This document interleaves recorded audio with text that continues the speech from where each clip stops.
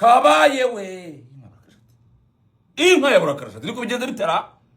ikipe twa Brentford mu rugo ku kibuga cyayo inganyije n'ikipe ya Arsenal ku munsi wa 26 wa championnat igitego kimwe kuri kimwe igitego cy'umusore twa Noni Madueke ku mupira mwiza cyane utanzwe na Piero Hincapi Madueke cyari igitego cyane cy'umutwe ikipe ya umunyezamu ntiyagirikira no wa Brentford hashize akanya gatoya cyane nayo ikirago era kigomborwa ku mupira n'ubundi w'umutwe umusore twa Lewis Potter warutanzwe na Van de Berg umupira waruturutse muri mukunaga ku musore twa Michael Kayode Nikos uyu mukino wo kunganya gutya Arsenal inganyije ikipe ya Brentford ni inyungu zandi ni inyungu za Arsenal ni inyungu za Manchester City ariko tubwizanye ukuri uyu mukino ari ukomeye ngene rinota rya Arsenal ndabona ari ingenzi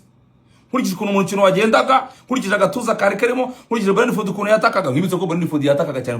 kurusha Arsenal ku munyezamu w'ikipe ya Arsenal David Raya kubwanjye niwe natora nk'umukinyi w'umukino kuko yakoze save zifatika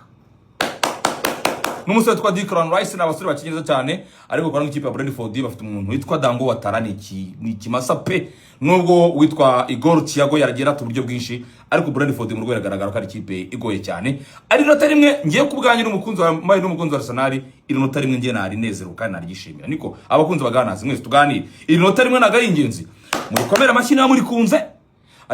Arsenal tuganire iri nota nagari ingenzi tubwizanye ko iri nota si ingenzi baganazi inshuti zanjye bari kuri bench we no Odegaard n'undi mu kiganiro itangazamakuru umutoza Mikel Arteta yavuze ngo ibyo tuzabimenya kiragiye umukino ugeze bwo yasaga nk'uhisha amakuru birangira baje muri squad bari kuri bench ariko ubwo bariyongera ku bakinyi nka Mikel Merino ubwo haje Kai Havertz nawe wagize ikibazo cy'imitsi iyo mwitako kandi nawe bizamamaza hanze igihe kitazwi bavuga hafu kwezi ko gushoboka yego ariko bivuga ko ashaka kuzasiya match ya ingi ihereyeho gaya match Tottenham Hotspur match ya Wolverhampton wongeye na match ejo bundi ya FA Cup azakina na Wigan Athletic urumva rero ko ari imikino myinshi cyane cyane ku mukinyi nka Kai Havertz wari umaze kugaruka mu equipe agira n'uruhare ko ni imikino yonyine yarakinye kuva yakiruka imvune ibitego bibiri assist ebyiri urumva ko byibuze averaginga kugira uruhare mu gitego kimwe muri buri mukino ni umukino urimo arayifasha cyane yaba muri box yaba no mu hagati mu kibuga gukina akafasha mu buryo bwose amahirwe nuko babisikanye na baba Martin Odegaard bagaruka ko rakwiye bafite umukinnyi kuri nimero 10 eze wenyine Merino yagashoye kwahengeka dahari byo ko ari ikibazo ariko amahirwe gwareze anagarutse Martin Odegaard nekeza ko ariyo mahirwe bafite ikindi bagiye gukina match itaboroheye ko Brentford nubwo bayitsinze umukino ubanza ndabyibuka umukino ubanza ibitego biri kubusa umukino ubanza umutoza Keith Andrews yarakoze impinduka zitunguranye zinatangaje yicazanze ba Igor Thiago sininibuka n'undi mukino remerere yashyize kuri bench akora impinduka nk'izo zanagize impact cyane abashyize mu kibuga na Brentford yongera gutangira gukina ariko iyi match nekeza ko Brentford yatangira no kubona ko ibintu bishaka byo kubaza amakipe akiri imikino kuganibura yaba Conference League yaba imikino ya Europa League unakaremira targeting akiri umyanya nk'iyo ngiyo yaho hafi ne equipe cyane cyane bitekereje ututekereza impere miterekana atari kona atari kufra ahubwo kurengura ne equipe yumva imikino nk'iyo ngiyo yagiye nabitsinisha amakipe menshi niyo barimo barakina ubona bashaka ko baguprofitira mu kubona kurengura kandi hafi izamu ryayo ko bafite abasore bazi kurengura cyane Kayode waruvuze babibafashamo ne equipe rero yagiye igaragaza ko ari equipe ihangamura amakipe manini ikanayagora nekeza ko ari match test ikomeye cyane ku mutoza Mikel Arteta Edizo wayi umukino urabona gute kuri ukurikije Laya Timber Moskela Gabriel Hincapi Rice Zubimendi Eze Madueke Trossard Yokeres igihe kirageze ngo Arsenal igaragaye mu maso yabo ko ari abantu b'abagabo ko ni ikipe twashimiye ko ifite groupe isa nk'ikungahaye ku bakinnyi beza ni igihe cyo kwibyaza umusaruro hari za match zageze ubona ko Arsenal ikwiye ko yakora reaction hari match no batajya gukora reaction berekane nyine ko nabo barimo kumininga business igikombe kubona nka match ari match ikondira bananiye neza kandi bajya bagira ama opportunity yo kuba batsinda match bajya babona chance yo kuba batsinda ibitego ahanga Arsenal nicyo nahere kuri match ya Man City ikwiye kureba mu maso ikipe ya Man City kabiga ati turahari natwe nta kubara mu maso kundi no gutsinda match zabo ugiye Saliba dahari waguze Muskera tsinda match uyitsindire ku kibuga kigoye cyananiye n'andi makipe iyo match ikureyo kuko iyi match ije mu gihe navuga ko cy'igitutu giteye ubwoba ko mu gihe cy'indi Arsenal yagendaga yongeramo amanota akenshi City yakunda kuyatakaje imbere yabo ariko noneho yatsinze imbere yabo kandi twabonye ko yatsinze mbere Arsenal yari igenda bigora uyu munsi Arteta n'abahungu be hasigaye amanota tunekereza ko yamahirwe twageze Arsenal twari igikombe yamanuka ku kigero cya 60%. Batutakaje no match tukanasigaye difference y'amanota 3 uko tubona uyu munsi bimeze. Icyizere kikore Arsenal cyaba gitakaye. Wazanyeze ari umukinnyi mwiza wifuzwa n'andi makipe mu Bwongereza inkapire kanirwe ko atari urwego rubi sibyo? Ngwino wereke isiko iyo abantu batekereza ko umuntu agiye kwirukanka inyuma kuko agiye kwirukanka inyuma atagiye kwirukanka inyuma ngaguca agende. Kuri Arsenal ni match nekereza ko bakwiye kwerekana mu mitwe yabo harimo iki imikino 12 isigaye abantu batazi icyo Saliba yabaye bavuze ntabwo bavuze illness ntago mu mutoza warabivuga ariko amakuru y'ibitangazamakuru byegereye ari mu Bwongereza baza anabonye kitwa hand of Arsenal kaba indani muri Arsenal niko kavuze ko afite yagize ikibazo cy'uburwayi uburwayi busanzwe ntabwo ari imvune bavuze ko yagize ikibazo cy'uburwayi wenda ubwo nandi makuru aragenda arege barabariye byabihambaga byabo nijye nagarukagaho imikino 12 isigaye ni kurusho ni imikino y'ingenzi cyane ku ikipe ya Arsenal muri kurse kuko nahoze ndeba basanga Arsenal izahuramo ifitemo nk'imikino ibiri iri tricky cyane match ya Chelsea match ya Man City ikibazo cya Premier League muravuga ngo imikino ibiri kandi n'uyu turi kuvuga kuri tricky nyine ubwo icyo ndimo nasobanura muri minsi n'amakipe arwana no kutamanuka zabagoye njye mbona ko muri imikino bisigaye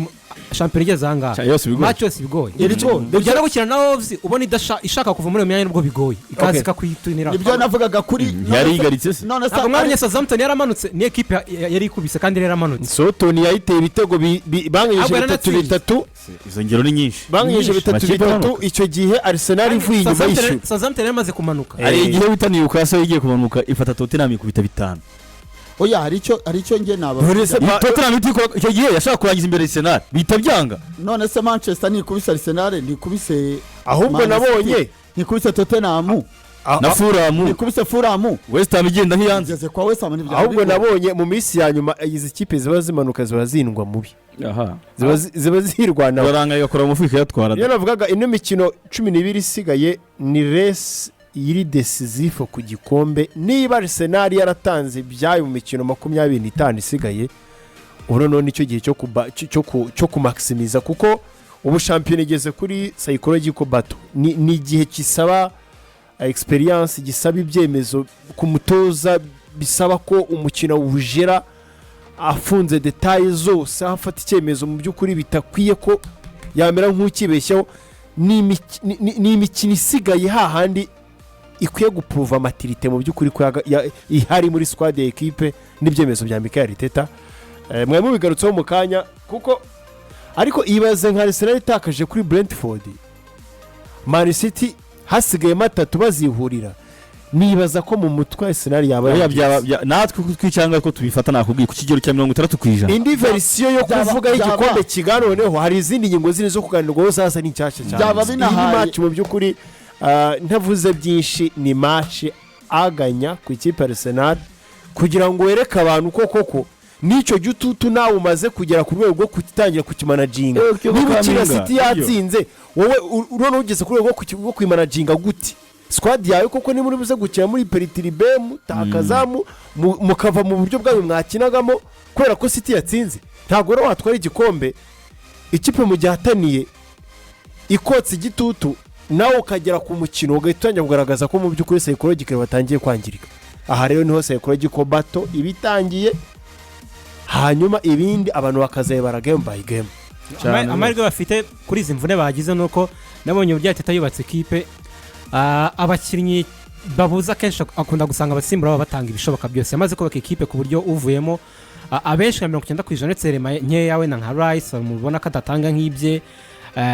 ariko abandi nabonye wenda no munyezamu Ryan ntago turabona yabuze muri championnat abe nabonye bagerageza gusimburwa bagasimburwa neza wenda no ruhande rw'umunsi babuze icyarimwe kwa ko Lewis Kerasa nk'wasubiye inyuma ariko kuba Saliba dahaye n'umukinnyi mwiza unafasha Arsenal bikomeye cyane nta nabwo indabyo akwiye cyane ubwo zigahabwa amagaye magarahesha ariko Mosquera nayo match yaje agakina nabonye ari umukinnyi mwiza wahise uniyadapta byihuse byanunguye cyane ntago ntekereza ko icyo kiremere cyane cyaza kugaragara kandi yavatse nawe rero arafashe ikipe yego ariko kuba bafite ze bakaba banagariye Martin Odegaard gashaka kuva kuri bench ntekereza ko ari amahirwe akomeye cyane. yagiye mu ikipe ya Feyenoord yitwa Raheem Sterling yamaze kuba asinyira ikipe ya Robin van Persie yamaze kugerayo yagezeyo yavuze ko yishimiye cyane kujoininga ikipe ya Feyenoord kubera ko yavuganye cyane na CEO wa ekipe umugabo bita Denis de Croweze hanyuma kandi anavugana na Robin van Persie amwereka ko amukeneye muri projet ye asobanura ko mu by'ukuri icyo gihe aribwo bwa mbere afashe nyuma y'igihe kinini cyane abonye amahirwe yo kongera kugerageza muri kariyeri ye ndetse ko yanifuje kuba yagerageza amahirwe ko yishimiye gukina umupira w'amaguru none ko aramaze igihe kinini adakina byari afite amakipe 18 arenga mwifuza Raheem Sterling bavugaga ngo ku mugani burayaganira n'amakipe agera muri 18 muri window yo mu kwa mbere ariko ahitamo ikipe ya Feyenoord kubera ko azi Van Persie muri Premier League ikindi Denis de Croweze uyu musiho w'ikipe ya Feyenoord baraganiriye ni ikipe ya kabiri ku rutonde rwa shampiyona iroshwa amanota menshi na PSV Eindhoven ariko abona yuko bafite icyizere ko byuze bazakina na Champions League ko asinya amasezerano ageza mu mpera z'isezo turimo kuba agiye ahantu rero ashakwa n'umutoza mwifuza ni experience ya dressing room muri mu byo yafasha Robin van Persie.